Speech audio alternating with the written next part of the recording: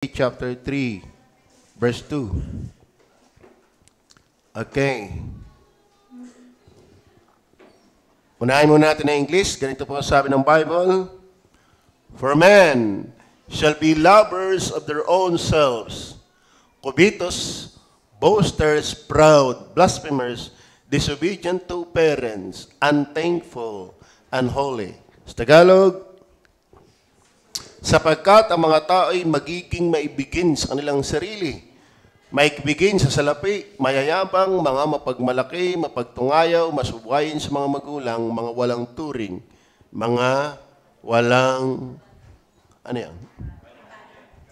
kabanalan. Tayo po'y manalangin, Panginoon Diyos, pakipagpala po na yung mga salita sa patnubay, paggawa, pagtuturo, directly ng Banal na Espiritu. At pagpapatawad, pagdalisay ng aming mga kasalanan sa kapangyarihan ng banal na dugo ng Panginoong Hesus. Ito po aming dalangin. Amen. Okay. Ang ating po mag-uusapan, isa sa kasalanan nakatala sa banal na kasulatan. And I do believe ito yung pinakasanhi ng lahat ng kasalanan. Ito yung ugat ng kasalanan. Lovers of their own selves. Lovers of their own selves. Sabi po, ang tao'y magiging maibigin sa kanilang sarili.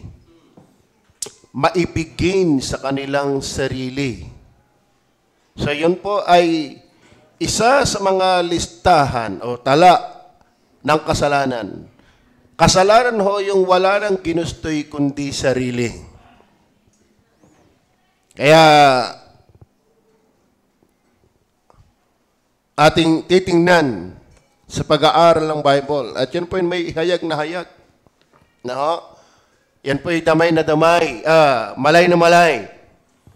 Kung nagmamalay, yung kasalanan yan, that people became lovers of their own selves. So, ngayon, tingnan natin mula sa mga talataan ng Biblia ang lovers of their own selves. Dahil Biblia naman ang talagang magpapaultaw ng kahulugan nito. Bagaman madali nang intindihin sa ating pagbasa, lovers of their own selves, tinagalog, mapagmahal sa sarili. Mapagmahal sa sarili. Hindi mapagmahal sa Diyos. Ang kasalanan hindi mapagmahal sa Diyos. Mapagmahal sa sarili. Hindi ho kasalanan na mahalin mo ang Diyos kasi yun ang tama. Yun ang utos ng Diyos. Ang kasalanan ay yung mas mahal mo ang sarili mo kaysa sa Diyos.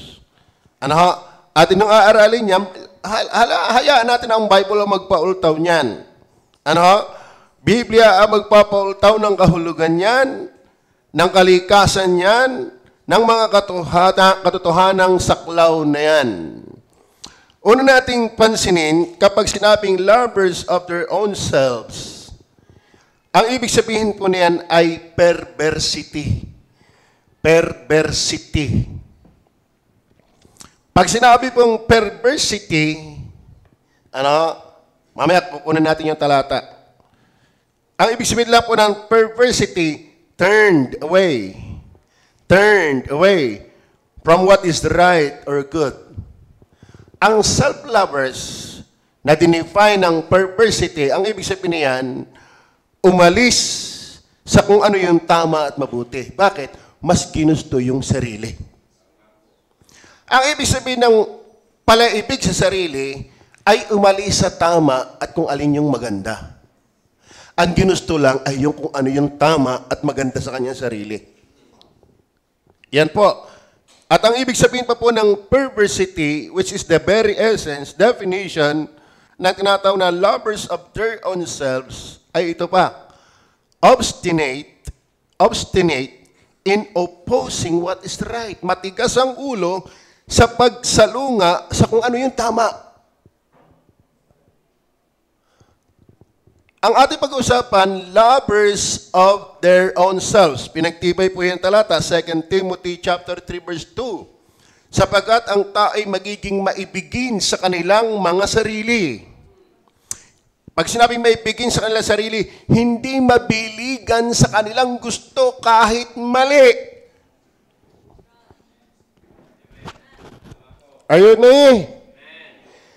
Hindi mapuknat, hindi mapigilan, hindi masaway sa kanilang ginugusto kahit ayaw ito ng Diyos.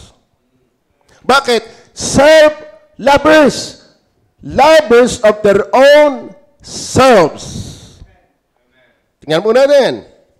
Obstinate in opposing what is right, what is reasonable, or accepted. In short, wrong-headed. Maling utak. Are you listening? Initipayin ko lang po na, lovers of their own selves. So, patiting ka rin natin ito sa magitan ng Biblia. I do hope nahagip na ninyo ang ibig sabihin. Isang puntos natin pag sinabing lovers of their own selves, perversity.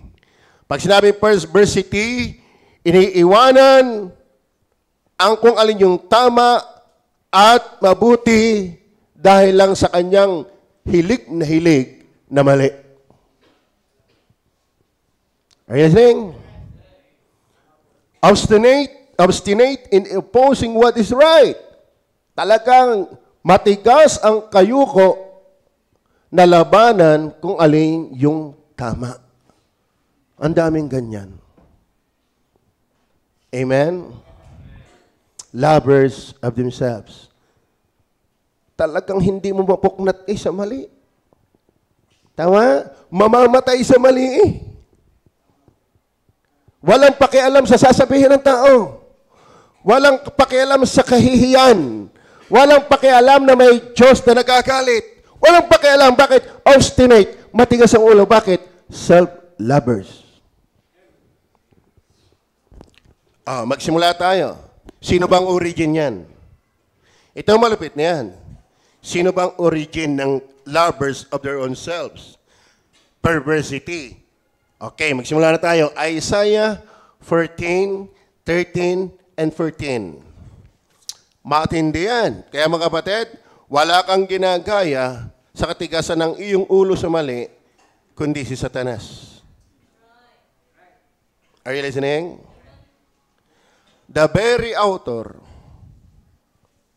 pattern of what we call lovers of self is no other but Satan.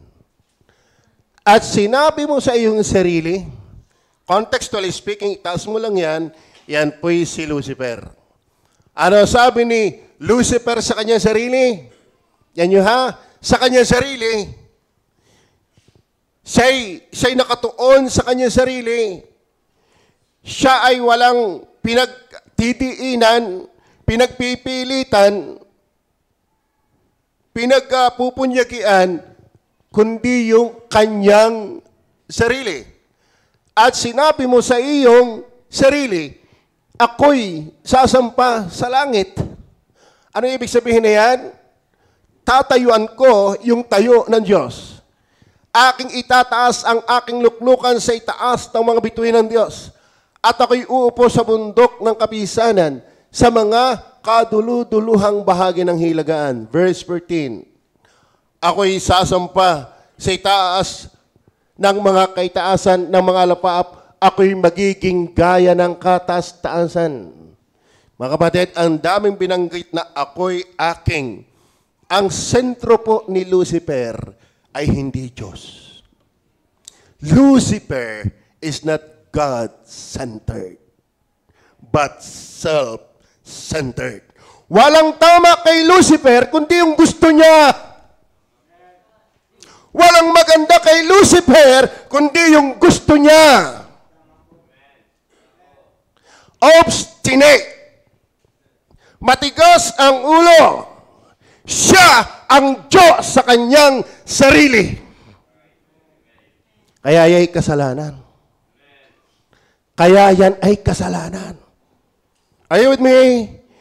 Mga kapatid, tayo hindi nilikha para maging Diyos. Tayo nilikha para sumamba sa tunay na Diyos. Hindi ikaw pwedeng maging Diyos. Si Lucifer nga hindi naging Diyos. Ikaw pa.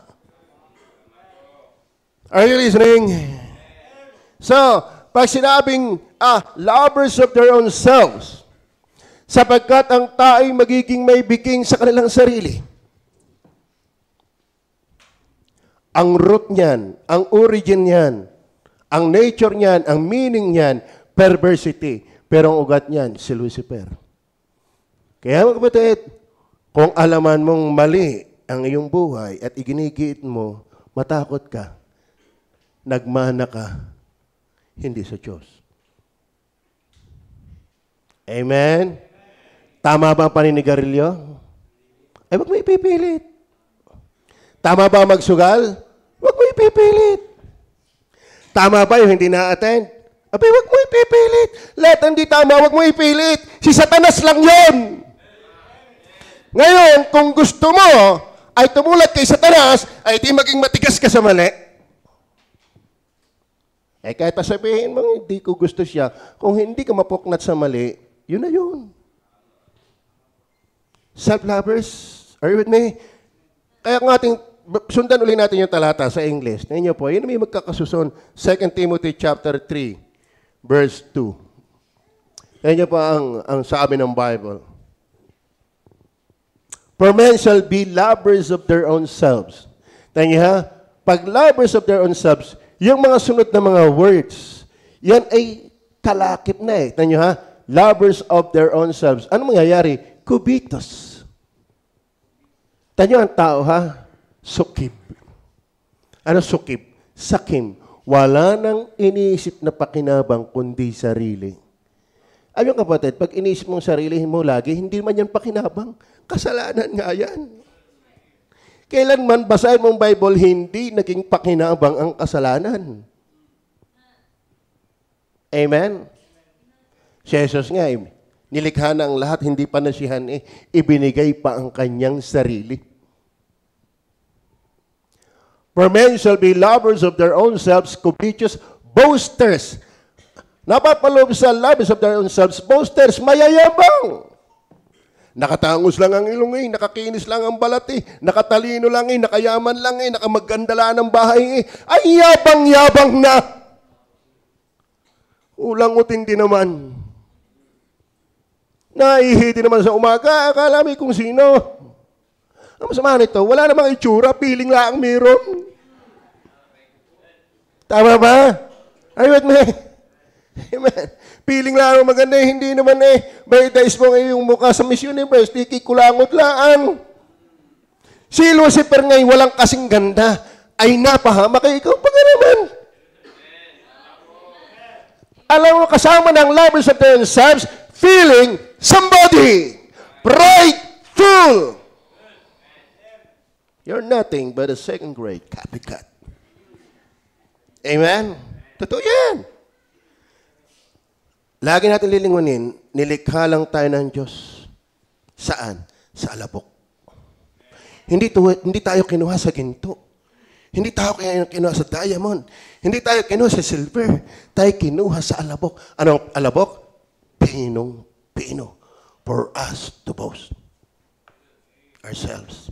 Pero nyo, pag ang tao nasa kasalanan, tignan nyo sa picture. Pag kayo nagpa-picture, sino nung tinitingnan nyo? Hindi kayo sarili mo. Hindi ka? Tapos hanggang kuha ko din Kahit ikaw na yung pinakamalabo, yung isusumpa Ikaw na yung pinakamalabo yung kuha doon, talagang isusum mo pa yun. Bakit? Hindi mo napapansin yung magkakatabi. Ang hinahanap mo yung ikaw. Tama ba?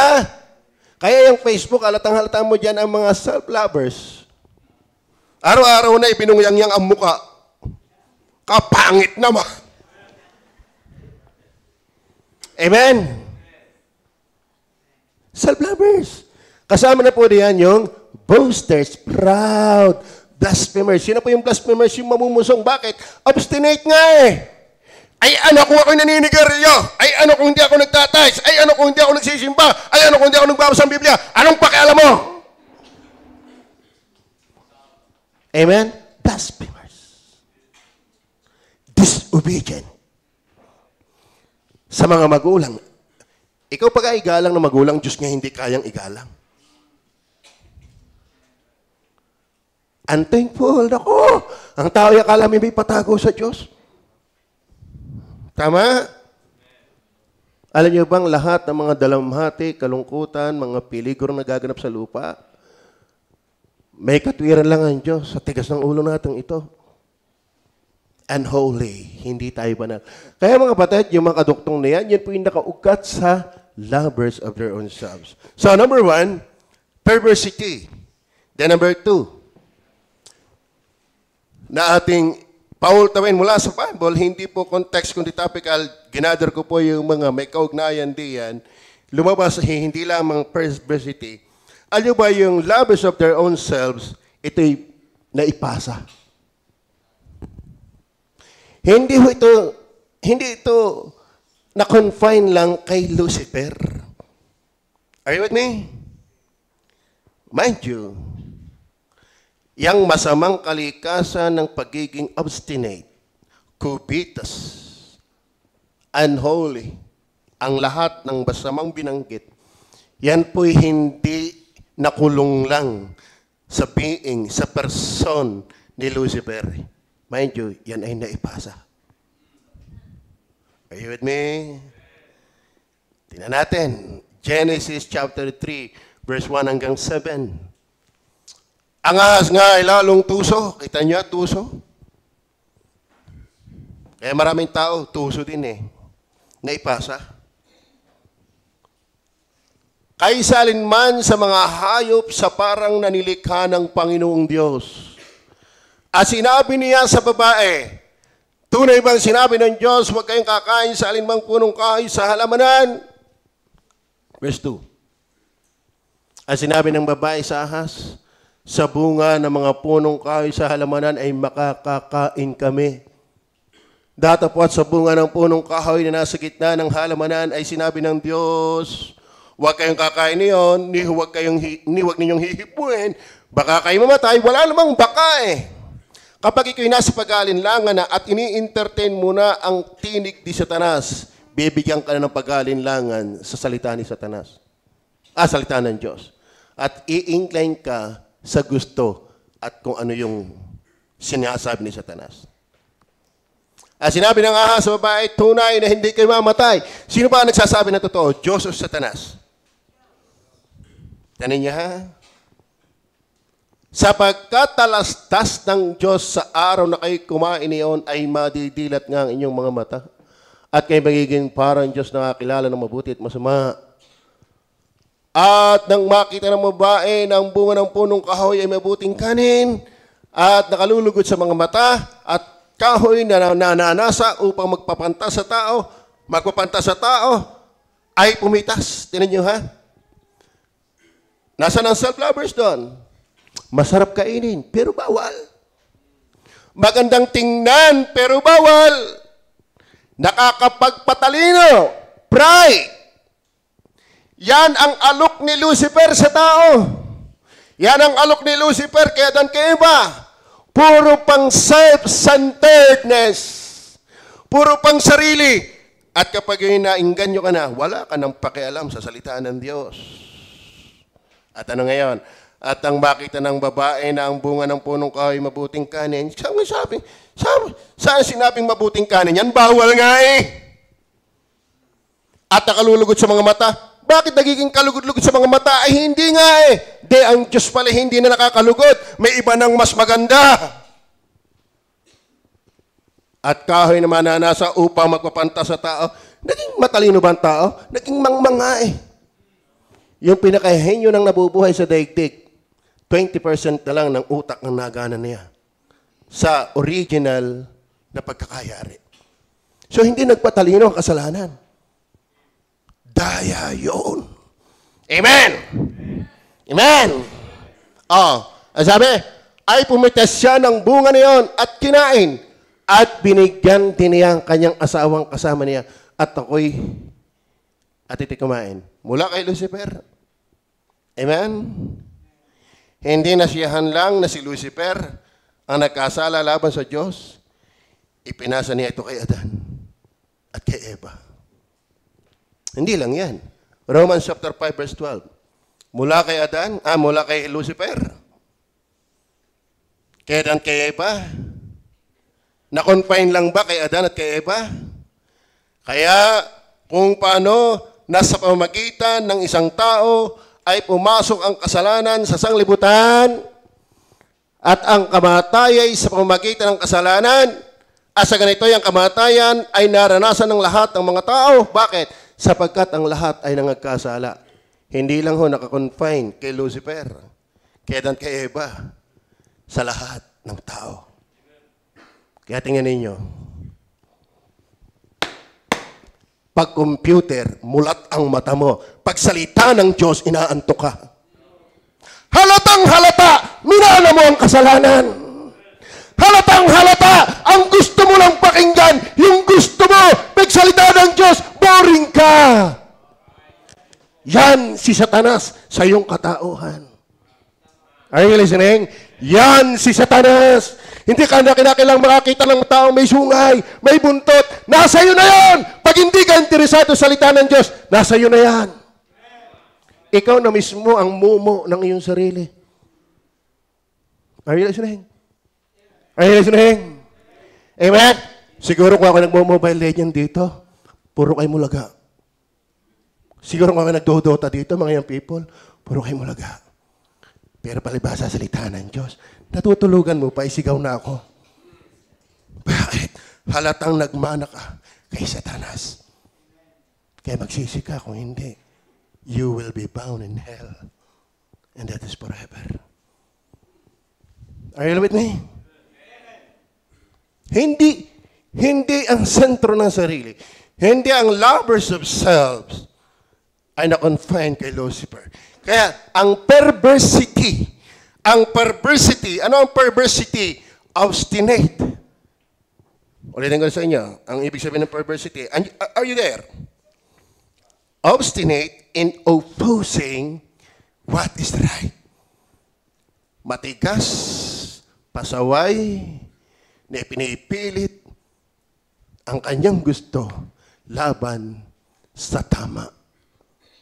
Tingnan ninyo yan. Amen? Ang tao'y hindi lang nagkasala. Lahat ba tayo makasalanan? Ito pa, ang tao'y hindi mo mabiligan sa kasalanan. Tingnan niyo ha, sabi ng isang quotation, nabasa ko sa Facebook. Ang mga bata na hindi naturuan ng disiplina sa bahay, yun ang problema sa school ng mga guro. Are you with me? Amen? Kung sa bahay mo nga hindi ka masaway, sa school ka pa kaya masaway. Pero malupit kaya ganyan, ang tao'y matigas sa mali. Yan ang self-lovers. Amen? Nakakatuwa ba yan? Amen? Kala mo, ang daming young people, padota-dota, wala namang pera. Mobile Legend, baon pa nga hindi mo pa kaya. Pakras-kras ka na, wala ka pa namang pera. Hindi ka mag-aral, papunta lang ang barkada, kala mo nasa school, nasa barkadahan naman. Nagbubulakbol. Amen? Yan ang tao. Bakit? Sino origin yan? Lucifer. Kaya pag hindi ka magsisisi, kampun ka ni Lucifer. I'm not telling lies. I'm telling the truth. Amen? Nasa Bible ba yun? Naipasa ba? Not only perversity, but also, ito inapasa. Past. Amen? Okay. Pantatlo. Kung kayo magbabasa ng Bible, gusto niyo matrace yung mga kahulugan, may mga concordance, may mga cross-references. I-gather mo ang lahat ng related sa lovers of selves. Yan ay basaan mo talata, nahihiwag na yan ang kanyang sarili. May flow na yan ang kanyang sarili. I-outline mo lang ng maganda. Amen? Kaya hindi po ako nag-invento. Amen. Kaya ang sakit pakinggan ito, bakit? Totoo eh. Tama? Alam niyo ba ang katotohanan masakit pakinggan? Halimbawa, ginalaw ka, bit kaya ng ilong mo, pirat. Masakit yun, pero totoo. Amen. Bigyan niya ng ngayong binte, piki. Masakit yun, pero totoo. Alam mo, ba't tayo nasasaktan ng sinasabi ng Bible? Tayo makasalanan. Wala tayong pakialam sa iba. Basta gusto ko ito. Ganyan si Lucifer. Naipasa yan sa tao. Amen? Maliwanag ko ba? Pantatlo. Lovers of self is not only perversity, past, ito po'y polluted. Tingnan niyo ha. Tingnan niyo ha. Nung magkasala si Adan at si Eva, naging maganda ba siyang pattern? Si Lucifer, nung magkasala siya, naging maganda ba siyang pattern kay Adan kay Eva? Nung maipasa ba ni Lucifer yung kanyang pagiging lovers of self kay Adan kay Eva, napaganda ba ang kalagayan ni Adan at ni Eva o napasama? Walang kasing ganda ang buhay ng tao sa halamanan ng Eden. Amen?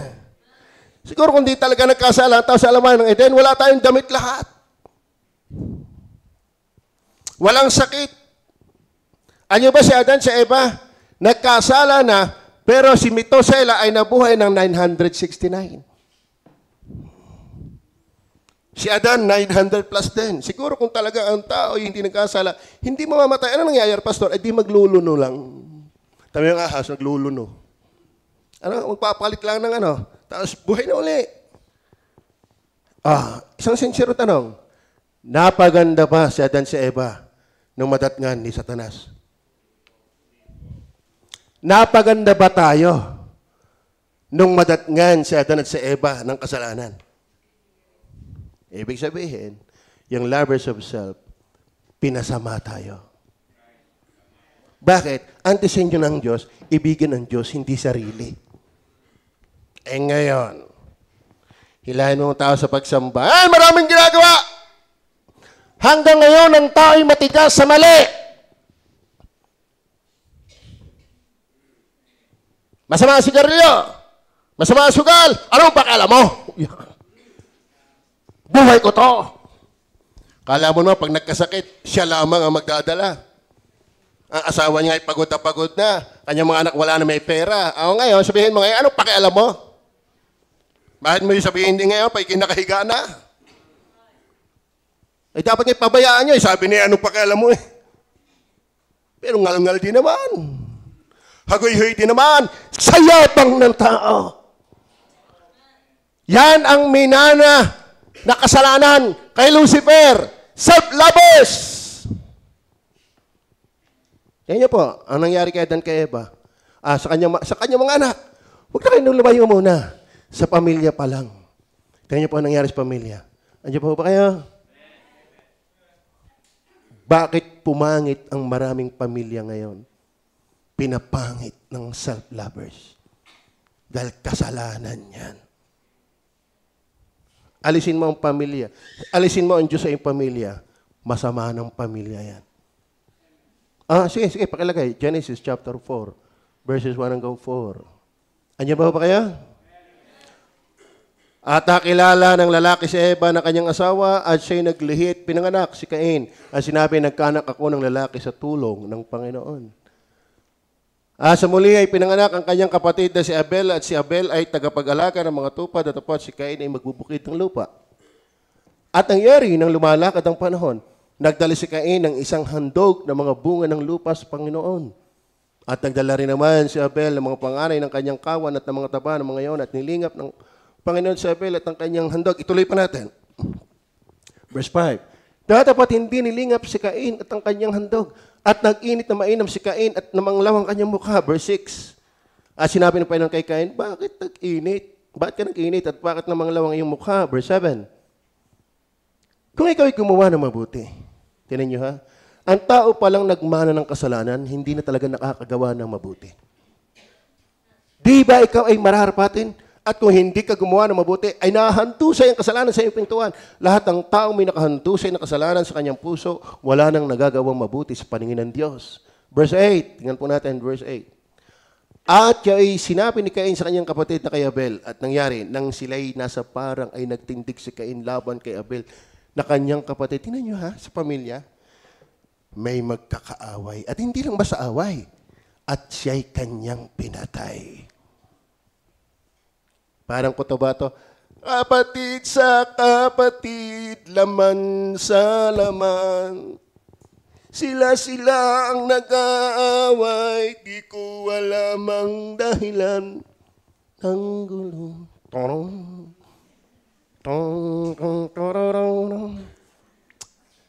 Amen.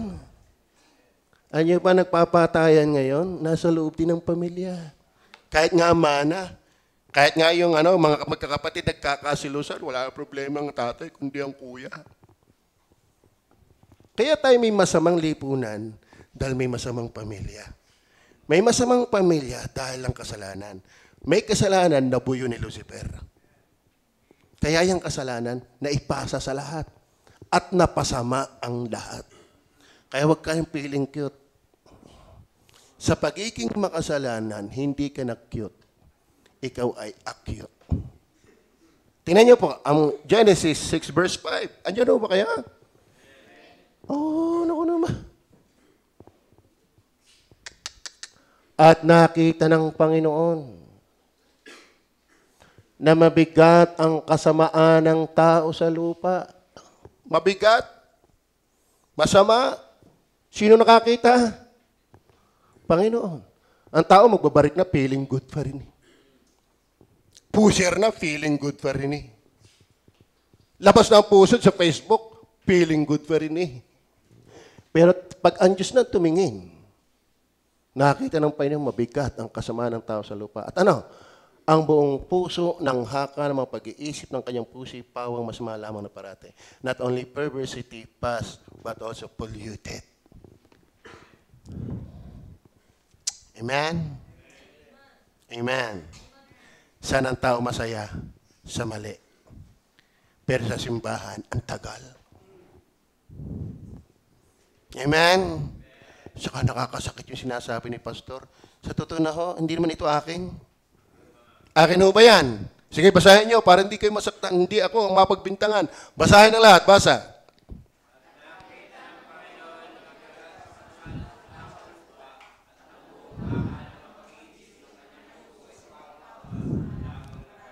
Oh, akin ba yan? Pawang masama lamang na paratay. Ibig sabihin, polluted. Tama? Iba-iba pa yung diabetic. Pagka nagkasugat, puputulin ang paa. At least, may damay pa, hindi pa damay. Yun ang sabi. Pero hindi naman pwedeng umakyat pa rin. Pero sa kasalanan, na magkasala tayo, damay ang lahat ng ating pagkatao. Ang ating isip, ang ating damdamin, ang ating kalooban, ang ating katawan, ibang hilig nito. Polluted. Tama ba? Ngayon, nakaka-relate pa kayo sa inyong pinapakinggan? Ngayon, pandalawang tanong, yun bang inyo napapakinggan? Umaayon kayong tama? Pwede kasi napapakinggan nyo, pero pandalawa, tama ba yung napapakinggan? Pantatlo, tanggap mo ba yung iyong napapakinggan? Oh, siya po naman pastor na are. Iwanan na kita maya-maya. Di ka? Bakit? Pwede naiintindihan mo. Tama? Napakinggan mo, naiintindihan mo. Yung pagtanggap mo. Amen? Amen? Nung sawayin ng Diyos si Cain, hindi niya matanggap. Kaya pinatay niya si Abel. Maraming tao, nawanawa ng tama, pero hindi matanggap. Mind you, ikaw at ako sa pagiging makasalanan ay polluted. Psalms 51 verse 5. Tingnan niyo po. Sana makita natin. Kailan nagsimula yan? Narito, Kuya Boy. Ako'y inanyuan sa kasamaan. Hindi tayo inanyuan sa kagandahan. Pwedeng maganda ang iyong mukha, pero hindi yun tinitingnan ng Diyos. Yung puso. Ako'y inanyuan saan? Sa kasamaan. At sa kasalanan, ay ipinaglihi ako ng aking ina. Ibig sabihin, nagtagpo pa lang ang egg at ang cells ng lalaki. Nabuo pa lang, may minana ka ng masamang kalikasan ng kasalanan. Kaya ang bata, hindi mo naman tinuturo magmura, nagmumura. Hindi mo naman tinuturo magsinungaling, nagsisinungaling. Bakit? Napasa yan. At yung napasang yan ay bulok. Kaya huwag kayo magtaka. Kung hindi kayo yakagin sa simbahan, hindi kayo magkusa. Bakit? Iba ang kinawiwilihan mo. Amen? Nakikinig ba kayo? Magmo-mobile legend tayo para kayo ganahan. Tiyan niyo ha? Halatang-halata mo ang taong minana, ang masama. Amen? Narito ako'y inanyuan. Saan? Sa kasamaan. Kaya mga kapatid, ang tao ay hindi naging masama nung nakapatay na. Ang tao ay hindi naging masama nung nakapagnakaw na.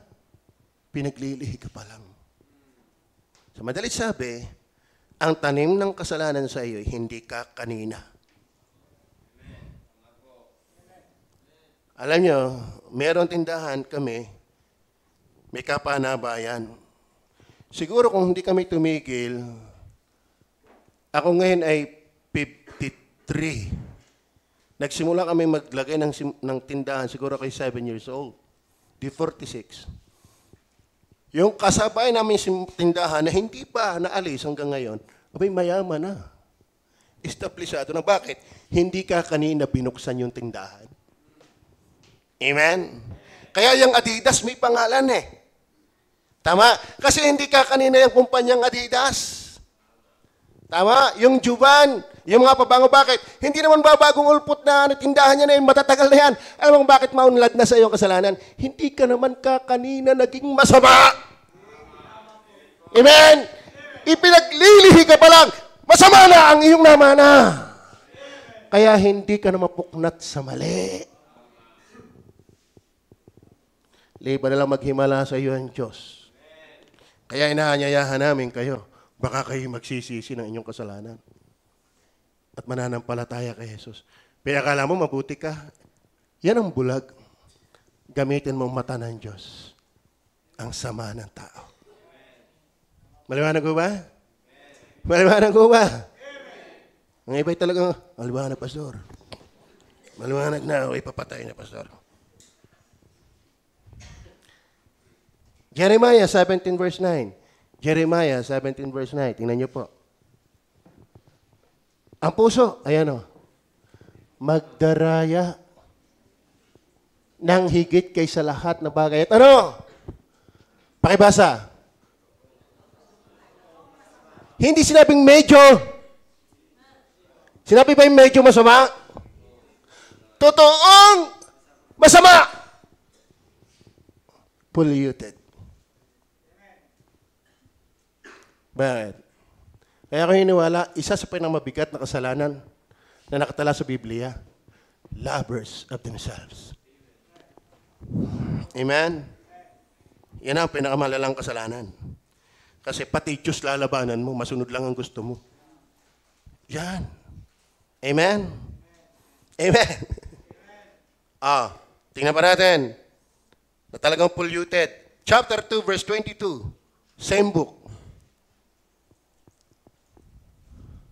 Sapagkat, bagaman maghugas ka ng lihiya at magbunton ka ng maraming sabon, gayon may natatala sa harap ko ang iyong kasamaan. Ano ibig sabihin niyan? Maligo ka na ng relihiyon, magpabinyag ka na, magpabautismo ka na, sumunod ka na sa kautos at tumira ka na simbahan, hindi garantiya na ikay bumuti. Natatala sa harap ko ang iyong kasamaan. Malalim yan.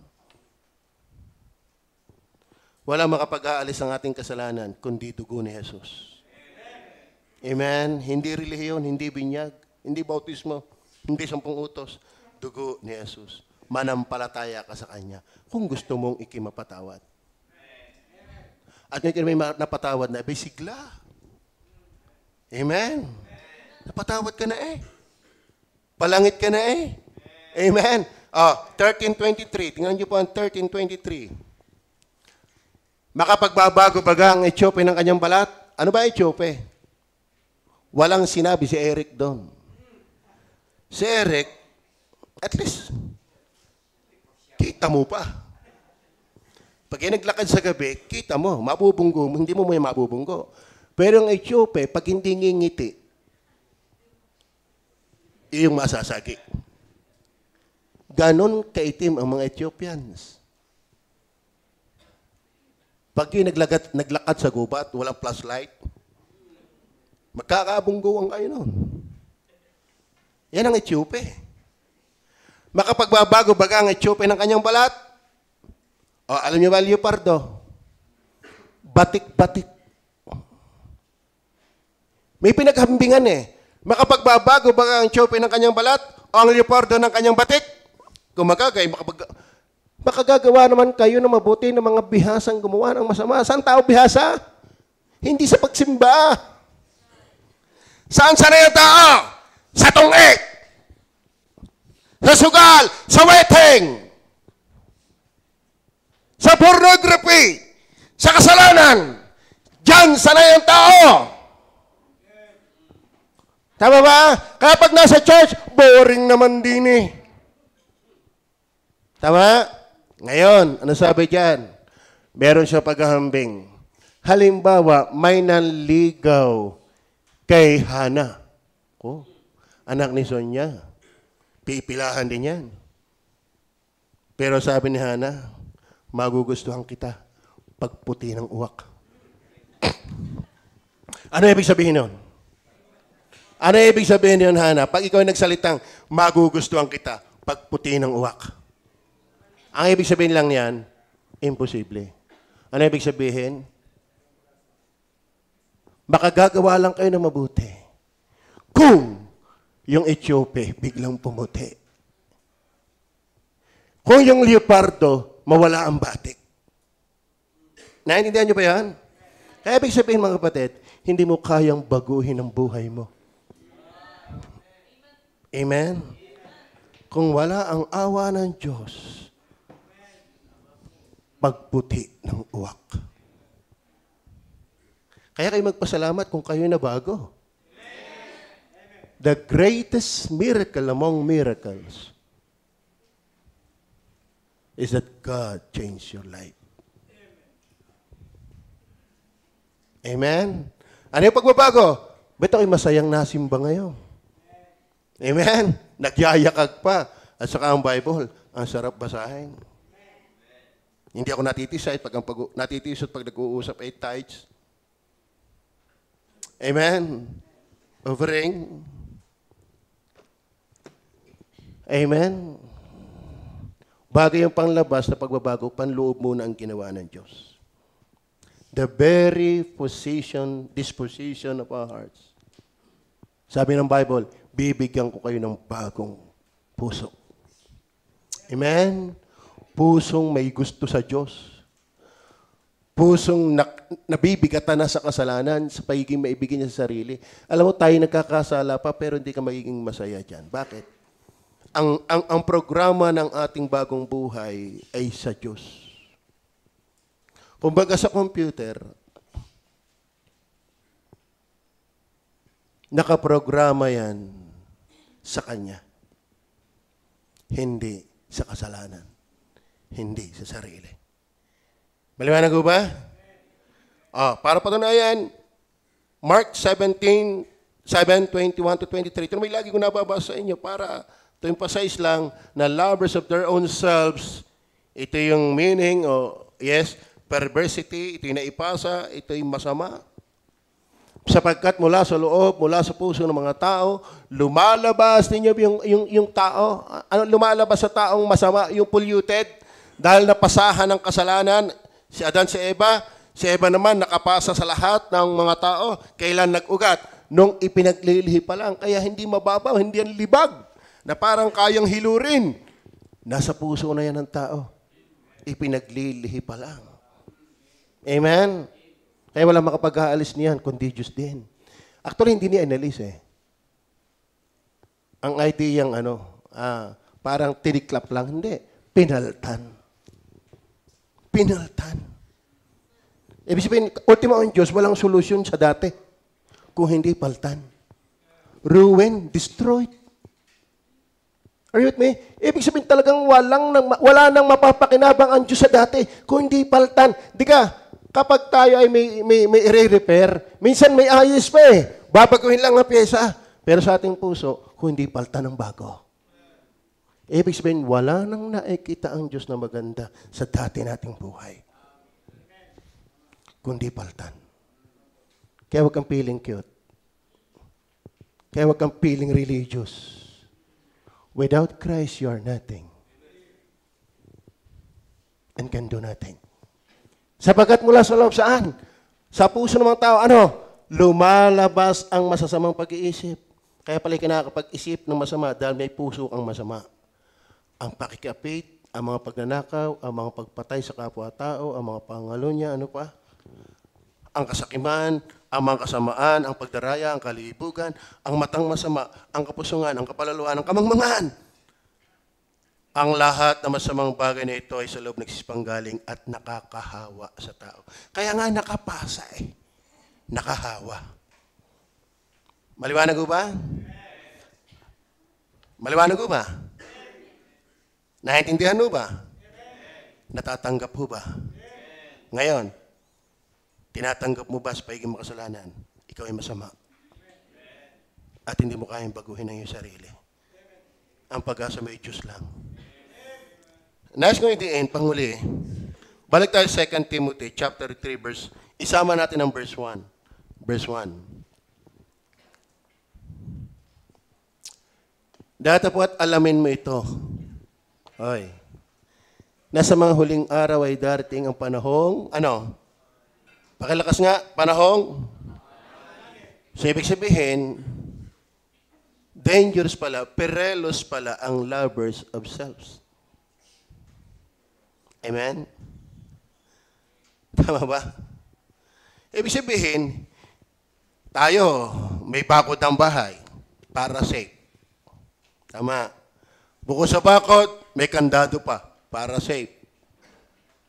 Parang alam natin, ang mapanganib lang, magnanakaw. Pero mga kapatid, yung lovers of selves, mapanganib. Ay, huwag ka matakot sa aswang. Sa tikbalang, sa sarili mo matakot ka. Dahil ang masama ay hindi aswang, ikaw at ako mismo. The problem is not Hinduism, paganism, Christianism, hindi yun. Ang sabi nila, paganismo, Hinduismo, Kristyanismo, ang tunay na problema, ikaw mismo. Hindi paganismo. Ikaw mismo. Are you with me? Kaya number 4, not only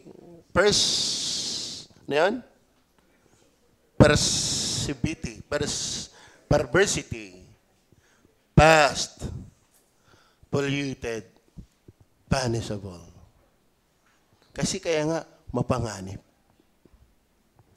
Are you with me? Ano nangyari kay Lucifer? Dahil sa self-lovers. Balikan natin ang Isaiah. Sige po. Sinabi mo sa iyong sarili, ako'y sasampa sa langit, aking itataas ang aking luklukan sa itaas ng mga bituin ng Diyos, at ako'y uupo sa bundok ng kapisanan sa mga kaduluduluhang bahagi ng hilagaan. Ako'y sasampa sa itaas ng mga kaitaasan ng mga lapap, at ako'y magiging gaya ng kataas-taasan. Self-lovers, lovers of self, prideful, boastful, covetous. Ngayon, anong consequence? Pagdating ng verse 15, pakibasa.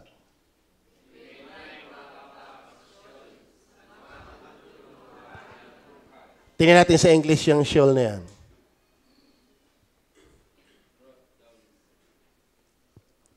Basa ulit.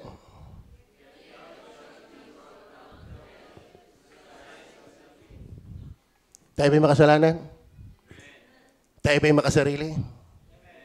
Amen? Mahal mo ba ang Diyos? Ang totoo? Yung totoo lang. Yung wala ka pa kay Kristo, mahal mo talaga ang Diyos?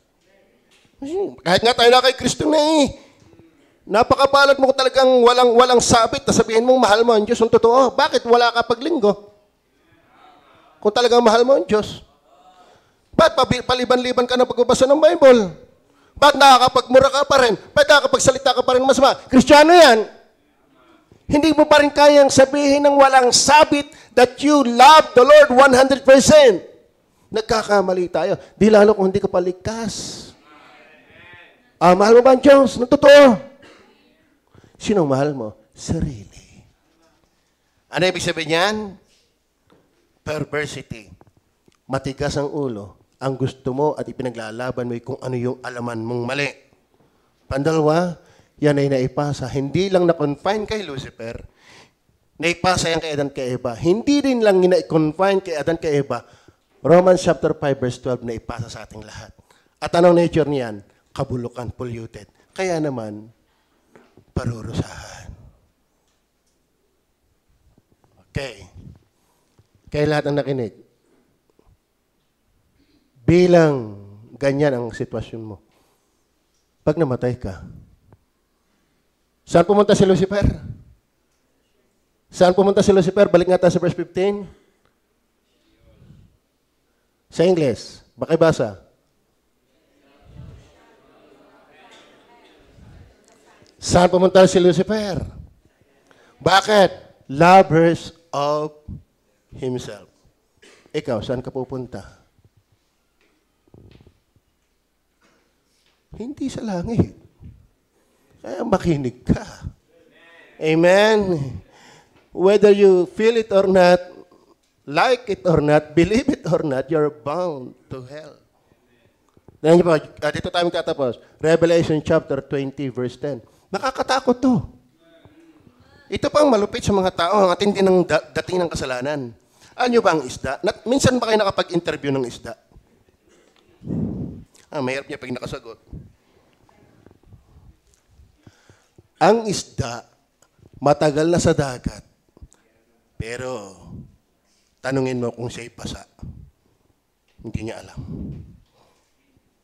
Hindi masasagot yan eh. Ang isda'y matagal na sa dagat, pero hindi alam na basa. Ang tao, matagal na sa kasalanan, hindi pa makitang malala ang kanyang kasalanan. Kung maghanap pa sa Diyos sa kalami, may patago. Amen?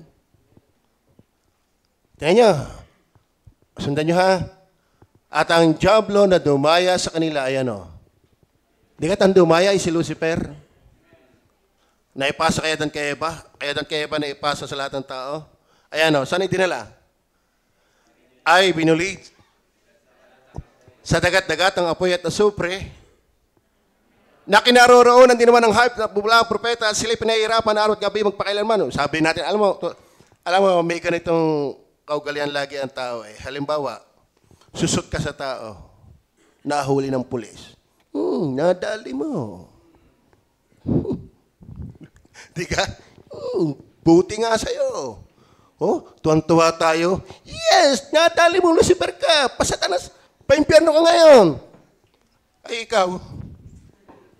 Kala mo ka si Lucifer lang dadalhin doon? O, tingnan natin, nadali mo, pati ikaw. Pati bula ang propetaan doon. Pati yung hayop. O, ituloy natin hanggang ano yan. Diyan na tayo magtatapos. At nakita ko ang isang malaking lukluk ang maputi at ang nakalukluk doon. Nasa kanyang harapan, ang lupa at ang langit ay tumakas at walang nasumpungang kalalagyan nila. Verse 12, at nakita ko ang mga patay. Kalahin mo yan, in advance ang Bible. Buhay pa tayo, kita na nila tayo doon. Pero salamat, hindi na ako makikita doon. Pero kung hindi ka mananampalataya kay Jesus, hindi ka magsisisi na yung kasalanan, isa ka na sa nakita ni John the Beloved dyan. Na nakatayo saan? Malalaki at maliliit. Kaya, biblical talaga yan.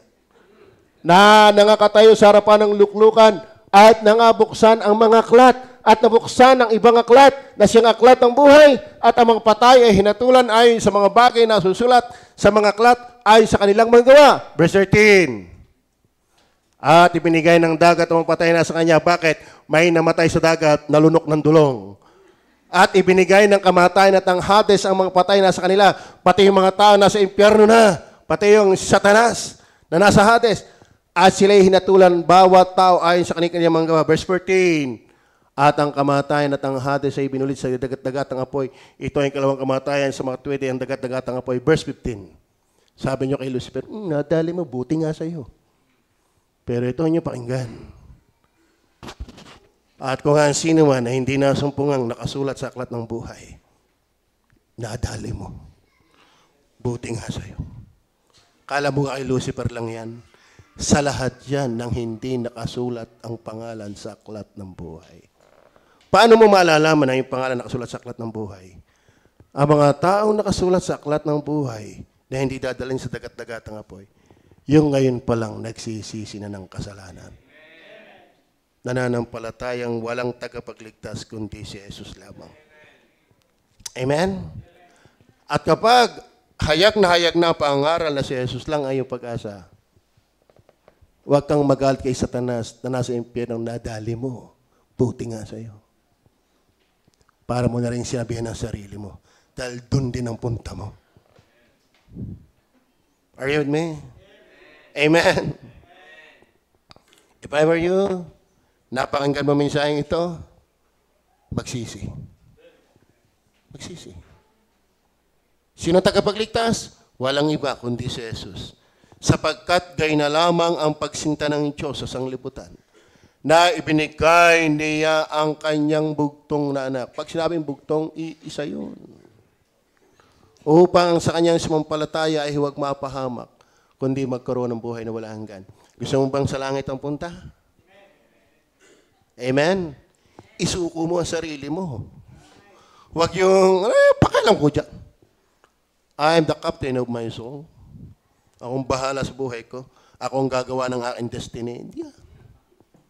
Siya, isang araw yung sinasabi mo kay Lucifer, nadali mo.